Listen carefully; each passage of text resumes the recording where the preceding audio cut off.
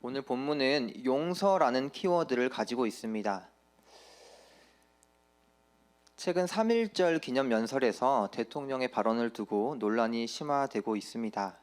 일본에 관하여 표현하기를 과거에는 군국주의 침략자였지만 이제는 글로벌 어젠다에 협력하는 파트너가 되었다라고 대통령은 말하였습니다. 이를 두고 친일적인 발언이다.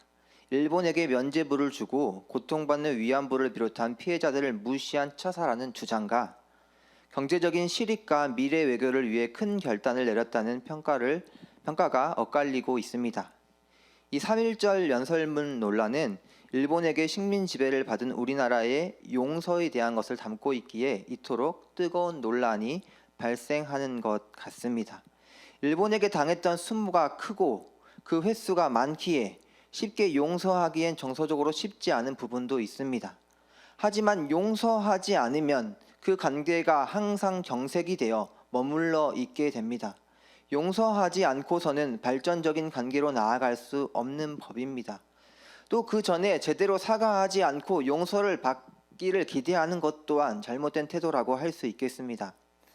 우리가 계속 살펴보고 있는 이 마태복음 18장은 용서에 대해 다루고 있습니다. 어제는 잃어버린 양 한 마리와 죄에 빠진 형제를 동일시하면서 그들이 죄에서 돌아와 회복되기 위해서는 먼저 1대1로 권고를 하고 그 다음으로 한두 사람을 데려가서 권면을 하고 그 다음으로 두세 사람이 함께 증인이 되어 그 죄를 확증하라고 하고 있습니다. 그럼에도 불구하고 그 사람이 죄를 인정하지 않을 때에는 말씀 공동체에 거하지 못하게 이방인과 세리로 취급하라고 이야기하고 있습니다. 이러한 것들을 볼 때 죄를 처리하는 과정 또한 중요함을 우리에게 설명해 주고 있고 권징을 하는 목적은 죄를 들추어내고자 하는 것이 아니라 죄인이 회복하고 돌아오는 데 초점을 맞추고 있음을 알 수 있습니다. 그러므로 우리는 죄에 대해서 다룰 때 목자의 마음으로 목양의 마음으로 죄인을 바라보고 그가 참으로 그리스도 앞에 돌아올 수 있기를 소망하는 마음으로 그런 자세로 우리가 건강한 교회로서 건강한 자신들로서 죄를 대해야 함을 우리에게 설명해 주고 있습니다. 오늘 본문에서 베드로는 용서의 횟수에 대해서 말합니다. 다혈질인 베드로가 의외로 7번이나 용서해 주면 되냐고 꽤 많은 횟수를 제시합니다. 한 사람이 내게 7번 죄를 지으면 용서해 준다는 것도 참 쉽지 않은 일입니다. 아이가 부모 지갑에서 돈 훔치기를 2번, 3번만 반복해도 대부분의 부모는 그 다리 몽둥이를 분질러 넣어서라도 버릇을 고치려고 할 것입니다. 그러나 예수님은 7번에 70번까지도 490번까지도 용서하라고 하십니다. 이는 횟수가 정해진 것처럼 보이지만 사실 한계가 없이 계속해서 용서하라는 말입니다. 그런 점에서 오늘 본문은 우리에게 한계가 없는 용서를 가르쳐 줍니다. 재미있는 점은 이러한 질문을 했던 베드로가 예수님을 3번이나 부인했고 예수님께서 3번이나 네가 나를 사랑하느냐라는 질문으로 물어보시면서 용서를 해주셨다는 것입니다. 아마 베드로가 예수님이 살아계시는 동안 더 많이 부인하고 예수님의 뜻을 따르지 않았을지라도 예수님은 계속해서 베드로를 용납해 주셨을 것입니다. 이처럼 용서는 단회적인 사건이 아니라 연결되는 과정으로 보아야 합니다. 1단계로 죄인을 있는 그대로 수용하는 과정인 것이며 2단계로 상대방의 잘못으로 생긴 나의 상처를 하나님께서 해결해 주시도록 그분의 주권에 맡기는 것이며 3단계로 용서는 잘못한 사람이 변해야 된다는 것이 아니라 용서를 베풀면서 내가 변하게 되는 것이구나, 나의 그릇이 넓어지는 것이구나, 내가 예수님의 마음을 닮아가는 것이구나 하는 것을 깨닫는 일련의 과정인 것입니다. 오늘은 두 번째로 한 임금의 이야기가 등장합니다. 그 중에 한 신하가 왕의 재산을 잘못 관리하여서 1만 달란트의 큰 빚을 지게 되었습니다. 1달란트가 20년치의 연봉이라고 하니 우리 당진에 있는 현대제철의 대부분의 직원들이 5, 6천씩 받는 걸로 알고 있는데 5천만 원씩만 잡아도 얼마입니까? 1만 달란트는 약 100조의 금액입니다. 100조요. 100조면 우리나라 1년 예산이 640조라고 하니까 약 6.5분의 1 정도 됩니다. 한 사람이 진 빚이라고 하기에는 너무나 큰 돈이지 않습니까? 임금이 그래서 신체나 가족이나 소유의 모든 것을 팔아서 갚으라고 하는데 도저히 갚을 수가 없죠. 그래서 이 신하가 그럼에도 불구하고 자신에게 시간을 주면 갚겠다고 임금에게 이렇게 애걸복걸을 하고 있는 장면입니다. 20년을 일한 금액에 1만 배를 곱해야 하는 그 큰 돈을 어떻게 갚겠습니까? 그렇다면 예수님께서는 왜 이러한 이야기를 우리에게 해주셨을까요? 바로 인간에게는 도저히 갚을 수 없는 빚처럼 우리가 도저히 해결할 수 없는 죄의 문제를 가지고 있다는 것입니다. 그럼에도 불구하고 그것을 용서해주고 탕감해주는 놀라운 은혜가 바로 하나님 아버지의 은혜라는 것입니다. 그것이 바로 독생자 예수 그리스도를 주기까지 우리를 사랑하신 하나님 아버지의 은혜였습니다. 이 엄청난 은혜를 경험한 신하가 족쇄가 풀린 것처럼 기쁨으로 나갔습니다.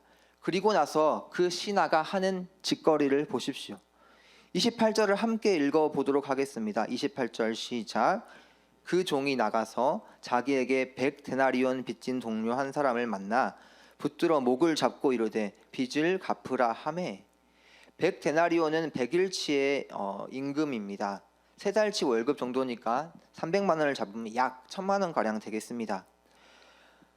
100조 원과 1000만 원을 비교해 보십시오. 비교가 되지도 않은 금액이지요. 여기에서 예수님은 내가 받은 용서가 얼마나 큰 것인지를 알려주십니다. 그리하여 용서에 대해서 가르치시기를 용서를 경험한 자가 용서해야 한다라는 대원칙을 우리에게 제시해 주고 있습니다. 100조를 기억하십시오. 아무리 큰 죄일지라도 용서를 받을 수 있다는 것을 예수님께서 오늘 금액적으로 우리에게 표현해 주신 것입니다. 혹시 이 자리에 내가 하나님 앞에, 내가 가족 앞에, 내가 다른 사람들 앞에 너무나 큰 죄를 져서 큰 수치심으로 살아가는 사람이 있다면 그 죄 또한 우리 예수님께서 용서하셨다는 사실을 기억하시기를 바랍니다. 혹시 오늘의 이 뻔한 용서에 대한 이야기가 너무 도덕책 같았습니까? 그런 사람이 있다면 자신이 하나님께 받은 용서의 내용이 무엇이었는지, 얼마나 많은 횟수를 하나님께 용서받았는지, 그리고 얼마나 큰 자신의 죄가 용서받은 것인지를 묵상해 보면서 기도해 보시기를 바랍니다. 엄마의 젖꼭지를 세게 깨물고 2살 어린 동생이 밉다고 갓난아기가 자신의 손톱으로 꼬집어 상처를 남기고, 남의 장난감을 빼앗거나 고장내고, 부모님 지갑에서 몰래 돈을 훔쳤을 뿐 아니라 그리고 나서 또 거짓말로 위기를 모면하려고 하고, 학창시절에 음란물을 몰래 보았거나 친구들을 괴롭히고 따돌렸던 그 모든 일들, 우리의 인생에서 그러한 죄악을 나열한다면 490개가 훌쩍 넘었을 것입니다. 결혼하고 나서도 남편이나 아내를 욕하거나 존중하지 못했던 것, 자녀들에게 짜증내고 함부로 대했던 여러 감정의 표출들과 언어적인 죄악들이 우리에게는 너무나 많이 있습니다. 그 모든 죄악을 누가 용서해 주셨습니까? 그 모든 죄악을 누가 대신 지시고 십자가에 달려 죽으셨습니까? 그리고 이 자리에는 남에게 말할 수 없는 엄청난 죄를 저지른 사람도 있을 것입니다. 누군가는 살인을 저질러서 감옥에 다녀오신 분도 있을 수 있고, 큰 사기를 쳤거나 배우자 몰래 바람을 피우고 숨겼던 사람도, 아니면 나라를 팔아먹은 매국노라든지 회사의 핵심 기술을 빼돌린 스파이, 교회의 재정을 몰래 빼돌린 중직자나 교인들을 대상으로 성범죄를 저지른 그런 사람도 있을 것입니다. 그러나 우리 예수님의 용서는 횟수에나 분량이나 무게에 한계가 없는 줄 믿으시기를 바랍니다. 왜 그렇죠? 그분의 사랑이 우리의 죄악보다, 우리의 죄악의 무게보다, 우리 죄악의 횟수보다 훨씬 더 크시기 때문입니다. 그분의 긍휼이 더 크시기 때문입니다. 반복되는 죄악을 족쇄처럼 차고 있는 나를 그대로 내버려 두실 수가 없었기 때문에 그분이 그러한 사랑을 베푸신 것입니다. 그렇다면 우리가 해야 할 것은 무엇입니까? 그분이 가진 사랑과 긍휼을 그대로 믿는 것, 그분의 용서의 능력을 인정하는 것입니다. 마치 그분이 죄악된 우리의 있는 그대로의 추악함을 그대로 받아주시고 용납해 주셨던 것처럼요. 그래서 저는 오늘 이 기도회를 마치며 기도할 때 이 찬양을 기억했으면 좋겠습니다. 전부여 의지 없어서 손 들고 옵니다. 주 나를 외면하시면 나 어디 가리까. 내 죄를 씻기 위하여 피 흘려 주시니 곧 회개하는 마음으로 주 앞에 옵니다.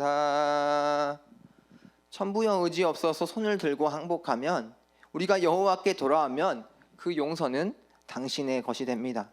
그리고 그 용서를 경험한 자가 있다면 우리가 살아가는 세상 속에서 어떤 피해를 당했든지 우리가 세상과 다르게 그 추악한 죄들을 또 용서하고 용납해 줄 수 있을 것입니다. 두 가지 기도 제목을 가지고 기도하기를 원합니다.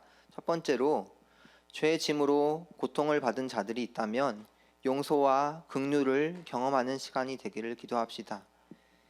이 용서를 경험하기 위해서는 우리가 엎드려서 싹싹 빌어야 합니다. 두 손 들고 항복하며 여호와께 돌아오는 용기를 오늘 허락하여 주시기를 기도합시다. 두 번째로, 내가 먼저 490번도 넘게 100조 원도 넘게 용서받은 사람임을 기억하게 하여 주시고, 그 용서를 받은 내가 기꺼이 다른 사람의 허물들을, 다른 사람의 잘못을 용서할 수 있는 넓은 마음을 가지게 해달라고 우리 두 가지 기도 제목을 가지고 주여 한번 외치고 기도하겠습니다. 주여